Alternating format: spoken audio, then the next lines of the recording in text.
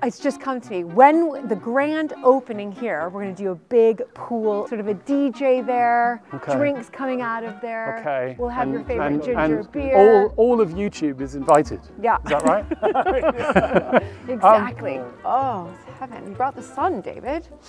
And with your, you know, the sun saw that boiler suit and thought, I'm coming out. That's right. I'm checking it out. I've got to compete with that bloke down there. Algae. Yeah. There you go. Algae. What's lover. the plural of that? Oh, donkey. Yeah. Algae. Okay. Algae. I don't know. It's already plural. Yeah, because there's not just one. There'd be a single cell. You've got a kind of vision, if that's not too grand, for how... It's come to me. Is it coming to you? It's coming. It's actually coming. It's coming. It's on the way. For the future of the Mapperton pool.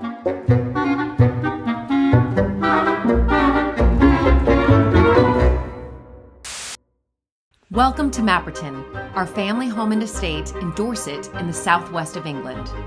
Julie and I took over running Mapperton a few years ago from my parents, the Earl and Countess of Sandwich. It's a lot of work, but also a lot of fun. This place is full of fascinating stories, extraordinary people, and endless repairs. So please join our family on this journey of a lifetime as we put all our efforts into preserving this magnificent part of England's heritage.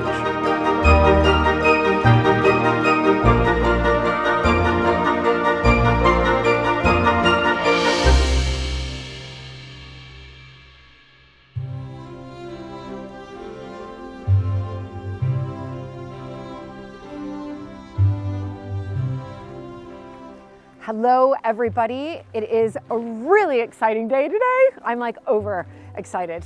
Are you as excited as I am? I don't know that I have the genetics to get as excited as Julie, but I'll try. I don't know why they're excited. Because you're here. Well, that's very kind of you to say so. Yeah, Absolutely. so do you want to introduce yourself to everybody? Well, not really, no. Should I do it? Yeah, you do it. You're better at this. So we had somebody tip us off and sent an email to the Mapperton estate saying, you should look at this fantastic organic pool guy, David Pagan Butler, and he's got this great YouTube channel, and it's all about DIY, making it a natural organic pool. And this is one of the things that, and so we did. We contacted you. Yeah, I was absolutely, you know, it was stunning to get an email from you, yeah. Well, what do people like this want with me? But it was, well, we wanted the boiler suit. Did you bring us one as well? Sadly not, sadly not. Are you getting business through YouTube at the moment? Yes, well, YouTube is my main thing, really. Yeah. And so making films is what I love. Yeah. And I used to be a filmmaker, but then I got distracted by ponds. And then when I put the two things together, to make films about ponds, it's like just a dream scenario. Yeah, well that's... You know, I absolutely love it. Because I went into the, you know, natural pool all throughout lockdown, and it was, you know, one of the things that really helped keep me sane was these 2-minute, what I like to call cold water immersion dips. And it would energize me for the day, which was the same day as the day before, as the day before, as the day before in lockdown. So, so yeah, it was brilliant. I did that as well. Did you do that as well? Yeah, I tried to do that, but it didn't work out so well. But that's another story. So David, just before we get down to the pool, which we're going to show you, just tell us what's the secret sauce for your natural pools, because you've got lots of people using your method. And at Mapperton, we've got this leaking, enormous, incredibly old 18th century pool that is in desperate need of regeneration. What are the elements? What is it that you do? Well, what I do is introduce air into the system to blow the water around, which is unlike any other system, and it's just very easy for people to make their own because it's very DIY friendly. So, and it's also very friendly to plants and animals in the pool. Yeah. And if you're friendly to the plants and animals in the pool, then the pool water will clear. So there's no great, you know, science behind it. You don't need a huge amount of technology. You just need to be caring for the animals and the organisms in there, and they all keep the water clear. And chlorine isn't very caring. Do you think we're going to look back in 1,000 years and think, what were we all doing, bathing ourselves in chemical soup? Yeah. That's right. I think we're going to look back in about 2 years' time and say, how could we dip children into dilute Why is our bleach? hair so white? Yeah, why is it? Exactly. Years and years of chlorinated pools. Yeah, but the great thing about an organic pool or a natural swimming pool is that, you know, you can open your eyes underwater and it doesn't sting. And, you know, that is, you know, that's telling your body that this is the way to swim. Just in time to see the pike that's kind of heading for you. Ah, we'll come to that. You don't have fish. Oh, you no never fish? have fish in an organic pool. Okay, good. Well, I'm happy with that because I'm going to be swimming. What about crustaceans? What about a few crabs nibbling through these frogs? toes? No. Crustaceans, yeah, but any crabs, but any crustaceans that get into there will be the Daphnia. Right. Tell us about the Daphnia. They're important, Daphnia aren't are so important. You've got to learn They are about. the key thing. Okay. Daphnia are Keystone species. keystone species. Yeah, but they are but they are the agents which will keep the water clear, because what you don't want is cloudy water, and that's caused by single-celled algae. Daphnia come to your rescue and they eat the single-celled algae, filter out the water. They're filter feeders. They swim around and do a great job for you. Rather like sort of tiny little cows grazing on the landscape of greenery underwater. Well, I mean, that's music to my ears, because when we last looked at the pool after it was cleaned and drained, you know, my plan was to go swimming in it again, but then we looked at it and it literally looked like algae soup. I say algae, you say algae, but you know, the same thing. Yeah. Algae soup, and I just thought, I don't think I can go in there. So I went into another one, and that was a disaster. She's used to these really clean, chlorinated No, pools. I'm not. He doesn't even swim in it, so don't even listen to him. So the key thing is we're going to go and look at this pool now, and we've had some problems with leaks, and we're going to meet Andy down there, who's been helping us to plug the leaks, and then I think we're going to have a look, and you've got a kind of vision, if that's not too grand, for how it's come to me. Is it coming to you? It's coming. It's actually coming. It's coming. Yeah, it's on the way. For the future of the Mapperton pool. I mean, it's just so exciting, isn't it? And it combines the things we really care about. This is swimming, him being excited right now. Swimming, caring for nature, and not spending very much money. That's right. All good Yeah, things. so we just want to say thank you to our patrons who have really helped to kickstart this repairing of the pool and the leaks and so forth and so on, and also us being able to do this sort of DIY, but obviously alongside David as well, and of course with the help of Andy. So we just want to say a huge thank you to our patrons for helping us start this project. All right, let's go down to the pool. All right, wow, there's a big rope here. This is new. Is this to stop? This is stop me getting it. This is serious. Well, because we've got the public coming, we've got to rope it off whilst it's empty. So we want to get it filled. But we're going to go and say hi to Andy. So we're going to climb down this ladder. David, be extra careful because it's slippery, and at least there are new steps on these. I've had bad experiences with these yeah, ladders. well, Luke broke them all. So because he couldn't swim in it, he thought it was too cold, so he jumped out on. Okay, this is not relevant. Yeah, it is relevant. Yeah. Oh my gosh, it's so I shouldn't really fun get being involved down in the here. middle of a family argument, should I? Definitely not.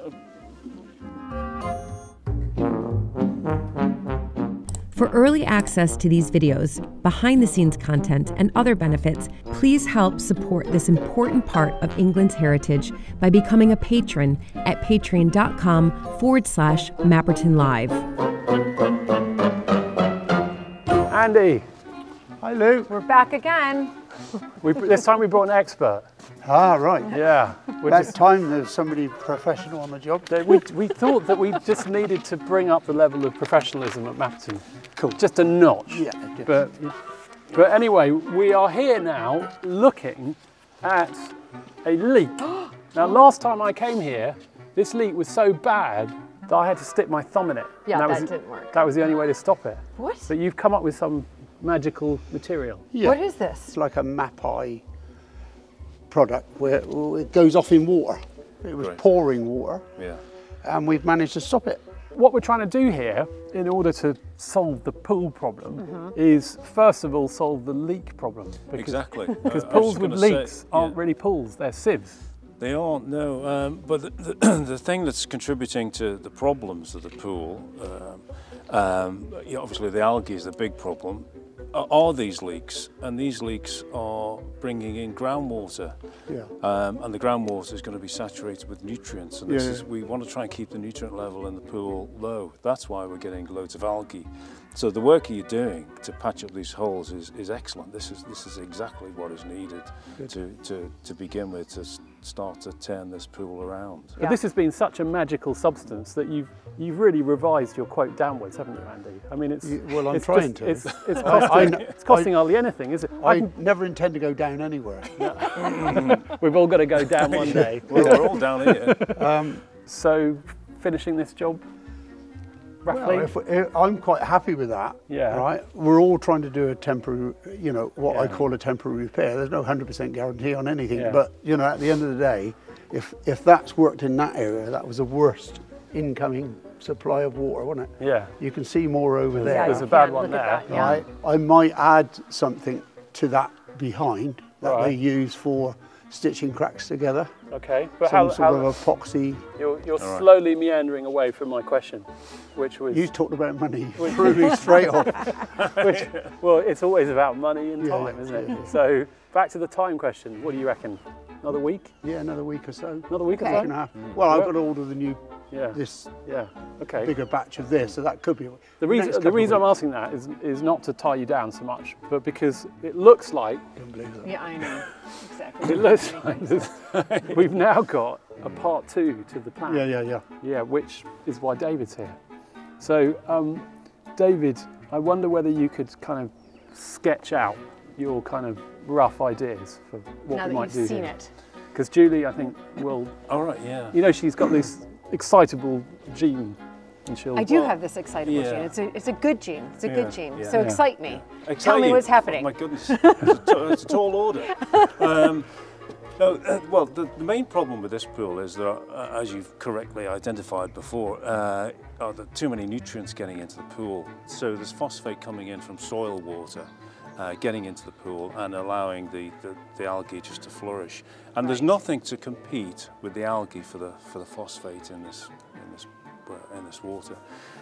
So what we need to do is to introduce some plants. Plants are basically the only thing that can compete with the algae to get those nutrients before the algae. Amazing. Ideally what we would do, but I don't think this is feasible at the moment, is to put planted areas within the pool, Right. to have a variety of different plants, lilies, oxygenating plants, whatever. You're creating beds, essentially, So we'd be gravel and creating sand beds. beds. Yeah. But I was just thinking, what might get us to a working, functioning pool with clear water is something which would require less building, but something just to give the biology a big sort of shove along. And I'm just wondering about having, trying to create some floating plant islands that go within the pool. So we'd have a variety of plants, grasses, carex, If you get pickerel fed up, weed. you can move them about. Yeah, that's right. Yeah, no. Well, we'd tether them down. Yeah. Or you could tether them down. But then, yeah, for maintenance or whatever, you could pull them over. But hopefully, those plants then will have the opportunity to compete with the algae and help keep the water clear. How many of those? Because this is, quite a big space here for a pool. That's a very good question. How many? But Back the to lovely making thing beds. about this idea is that we've got another pool down there, which is actually an ornamental pond. And in that pond, we already have plant beds. We've got, I think, 4 or 5 of them. Yeah. And they've got lilies that come out. And so I was thinking, if you're coming up with this island idea, we could reflect what's going on in the other pool on a larger scale here. So maybe we do 4 or 5 of these islands through the pool here. And they'd all, I imagine, have cords with a weight, so they're anchored in the middle. Yeah. And these would be features that would then Well, they'd look absolutely wonderful. They would look wonderful. They'd just be like a glorious floating hanging basket. Yes, fantastic. So you know, we could give it a go. It'd be a bit of an experiment. Yeah. Right. We could also enhance the probability of working by introducing air, having gentle bubbles underneath the raft. That would then encourage a gentle flow of water around through the roots, because the roots will start to come down and act as a filtration. If we introduce some air, that will really help as well. So, because this is one of the key things about your system for natural pools, is using air and bubbles. We would just put in a small compressor which provides the air. We just have a couple of pipes running back and forth through the bottom of the pool. So they would go down the middle, feeding each one of the islands underneath. Yeah. Cool. And then that would provide the air, just to provide this circulation, just to push the water around the pool. But you don't really need any more than that. I know there's old equipment in there from when this was a swimming pool, but it's just basically redundant. And I mean, Great, we can clear that out. We can clear that out, exactly. We can get that back as your pool house. Yes, Don't you think? Wouldn't that be fun? Yeah. And do you know what the lovely thing about this project is? My mother is going to be really excited, because it's combining plants with garden design. But before we finalise the layout, it might be a really good idea to do some sketches and to get Mum to have a look at those and think about it in garden design terms. It's just come to me. When the grand opening here, we're going to do a big pool when this happens, because it will, because I will make sure of it. And then we can have, again, sort of a DJ there, drinks coming out of there. Okay. We'll have your favorite ginger beer. All of YouTube is invited. Yeah. Is that right? Exactly. So David, but there was one key thing. Quiet. There was one key thing that you said about phosphate. Now, I think you've got some mechanism for testing that's magically appeared. Oh, magically appeared! Yeah. This is this is a phosphate meter. Okay. Yeah. So I was planning on just testing the water, taking a sample of the water that's coming out the ground there. Okay. Yeah. Just to give us an idea of whether. You know how much of a problem that is. I suspect it's a big problem. I'm allocating you that role, if that's okay. Okay. That means, Andy, you and I can shuffle off this way with our job done, and we'll leave them to do some analysis. Okay. So David, what are we doing now for the phosphorus test? Well, I'm just going to take a sample, small sample, and put it in this, which goes in the meter. 10 mils. Meter mark. Yep. Put that on there.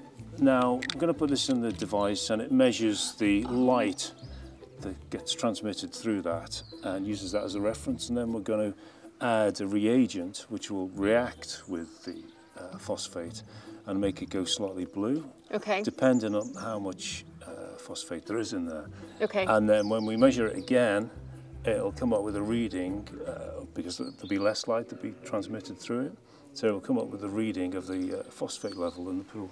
Okay, in that fantastic. water. And what number are we looking for? Is there a number? Well, ideally 0. Okay. Which we're not going to get there.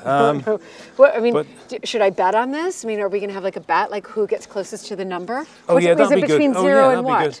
Well, it's the maximum it can go to on that meter is 2.5 milligrams per litre. Okay. What we want is something about 1/100th of that. 100th of that. Yeah, so it's you'll see there's some zeros on that device. So I'd probably guess it's more like the probably 0.5 of a milligram per litre. Okay. I mean, there's a lot of numbers going on here, so it's quite hard to bet on this. So, yeah, exactly. So I'm just going to go like that. So I'm going to go with 1. 1. That'll be a disaster. But if it's 1. I win. You win. Exactly. All right, so we're going to stick it in here and then we'll just wait. I've got to add the reagent. Okay, and now we'll put that on there. Yep. Shake for 120 seconds. Okay. Count it.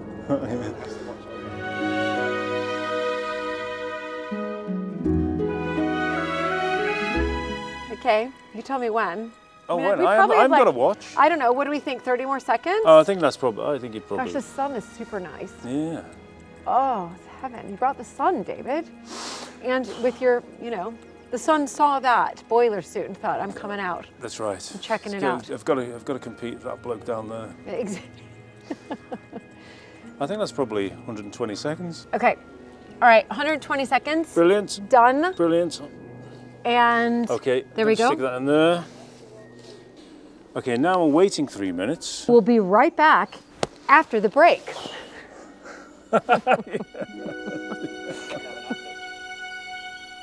This is an opportunity for me to say thank you to Le Chameau, who are Mapperton Live's sponsor for this episode. You'll usually see Julie and me wandering around in our Le Chameau wellies, or rain boots, or gum boots, or whatever they get called in your part of the world. Funnily enough, this pair of wellies, as I call them, are my oldest. I've had these, I think, for about 14 years, and they're still super worn, and they've got fantastic kind of patina. You know, it's the kind of older logo and the older fittings, but they are still going strong and are just as warm and as waterproof as the first time that I wore them. I've got some smarter, newer models of Le Chameau boots as well, but I thought today I would just say thank you to these wellies for keeping me dry for all these years. Hope you enjoyed that ad break, because we're back. Well, it's all very exciting down here in the pool. Who won? Who won the bet? Oh, well, it's pretty close. You betted on one. One, yeah. I said it could be about 0.5. Yes. The answer is 0.31 milligrams per litre. So you win. You win. Yeah. All right, so what does this mean? What does this number mean? Is it good? Is it bad? Is it? No, it's not good. What's happening at the moment is that the algae is flourishing, and when that dies and decays, it's sinking to the bottom, making a whole load of gunk, which has got no other way of leaving the pool. That's what's making the gunk on the bottom build up, because I swam in that. Yeah. Algae. There you go. Algae. What's lover. the plural of that? Oh, donkey. Yeah. Algae. Okay. Algae. I don't know. It's already plural. Yeah, because there's not just one. There'd be a single cell. Okay, yeah. Oh, well, that's actually, true. no, it depends on what. Yeah, it's confusing. Yeah. Okay, so what's the next step, David? What are we going to do? Well, having seen the water quality, or the amount of nutrient in that water, it's imperative to plug those holes. This is the only way you're going to have a chance of controlling the nutrient level, getting the nutrient level down in the pool. So if we seal all of these things, all of these holes, and then put in our floating plant islands. Basically, we need lots of plants in here to outcompete the algae for the phosphate that is in the pool. That's the plan, but it is imperative to seal this pool. It needs to be watertight from the groundwater. Right. Okay. Well, that's. I'll be on top of that to make sure Andy does a good job. Yeah. Happy days. Yeah. Lots more to come, everybody. And that's it. So should we go? What should we do next? Cold water swim? I was going to say go for a swim, but... Oh, yeah. Yeah, no. All you've got is the... I know. Koi pond. Well, we are close to the sea, so we're only 6 miles away from the sea. Should we go to the sea? I'd love to. Okay. I don't think he does. All right, first we'll just get out. Yeah.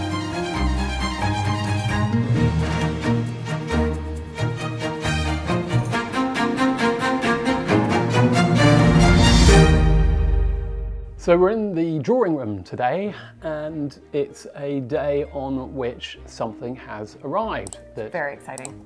Julie knows about, but she hasn't seen. That's right. That's why it's very exciting. You really excited? Yeah, I am really excited because I know we were about to reveal, but I haven't seen it. Okay, so we're all seeing this together for the first time, apart from you. Apart from me? Yeah. Because I've been part of its genesis. Exactly. I just haven't had time to be a part of it. Yeah. You haven't got much time these days. No. So I handed it over to him. She is quite busy. Yeah. I'm busy too. I know you. I'm not saying that you're not busy. I'm just saying I'm busier. Okay, you can be the busier bee. See how I feel about it. Anyway, I've been busy on one front because I've been working with a wonderful local artist, young local artist called Delphine Jones. And Delphine is an extraordinary illustrator, and we asked her if she could create a new drawing, watercolour, of Mapperton. And the reason that we wanted this was because of our patrons. So patrons at Mapperton, at least patrons in the Gainsborough tier, will be getting a limited edition, high quality print of this new drawing. Exactly. But it's not just Gainsborough patrons, is it? And for some of our other tiers, you will be getting the tea towel and bookmark and magnet that will be produced from this watercolor. Again, using the same, the same print. Exactly. So if you're not a patron of Mapperton Live and you would like to think about being a patron, please do go to patreon.com/Mapperton Live, and on that page it describes all the different tiers and whether or not you would get a bookmark, a magnet, dishcloth, and it's not a dishcloth, it's a tea towel. What's the difference between a dishcloth and a tea towel? It's the same. Well, it's tea towel just sounds a bit grander, doesn't it? It does sound a bit grander. But you use it to dry your dishes, don't you? Exactly, and I should mention that no, dishcloth is where you wipe dishes. Oh, I got that completely wrong. I should also mention that for those of you patrons who've already received a tea towel, magnet, and bookmark, we will be, from the other print that we had, we will be contacting you and letting you know when you will be receiving this based on your membership, this newer version, which I haven't seen. Here we go. Ta-da! Oh my goodness! It is brilliant. It's absolutely there. Gosh, she's done a fantastic job. Are you going to show everybody? Yeah. If I turn it around, ta-da! You can see we have Mapperton and the hills behind. Love it. I love it with the hills behind, and it's colorful, and it's bright, and it's cheery, and it's happy, and do you know what's really good about it is it's been really hard to find the right position, the right perspective for this drawing, and I think it's much better straight on because there's a symmetry. We've got the symmetry of the eagles, we've got the symmetry of the north side of the house. Why don't you show everybody well, as you talk about it? With the wonders of television, Stephen can just cut to it as I'm talking. Okay, you don't have to, Right, yes. And she's caught the clematis growing up the house. And then in the hills behind, we had thought about having more in the hills and more happening there, but we tried that and it slightly detracted from the picture. We also had some wonderful butterflies that she'd drawn, which we were going to include. But again, when we included them, it took away from the drawing of the house. Yeah. And so we might find that we use those in something else. But anyway, thank you, Delphine. Thank you, Delphine. It's magical. We'll include a link to your website in the video so that people can see your other work. And we're so pleased that we now have this and that we can now use it and send out those limited edition prints to Gainsborough patrons and start making all the magnets, the bookmarks and the dishcloths. Tea towels and the tea towels. Oh, tea towels. Dishcloth. Just tea towel. Okay, tea towel. Thank you, everybody.